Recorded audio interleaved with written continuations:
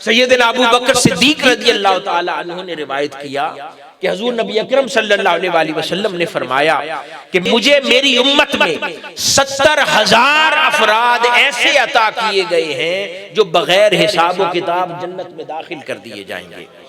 इनके चेहरे 14वीं रात के चांद की तरह चमकते होंगे और उनके दिल मोहब्बत और इताअत में सैयदना इब्राहीम अलैहिस्सलाम के दिल की तरह होंगे।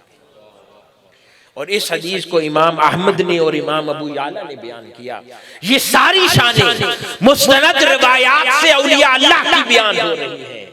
कुरान भी औलिया अल्लाह की शान बयान कर रहा है, अहादीस मुबारका भी औलिया अल्लाह की शान बयान कर रही है। तो अगर कोई ये सवाल उठाए कि हम कुरान और हदीस से इस्तेफादा करेंगे, औलिया अल्लाह कौन है, तो उनको ये रिवायात दिखा दो कि कुरान बताता है औलिया अल्लाह कौन है, अहादीस रसूल सल्लल्लाहु अलैहि वसल्लम बयान करती हैं कि औलिया अल्लाह कौन है।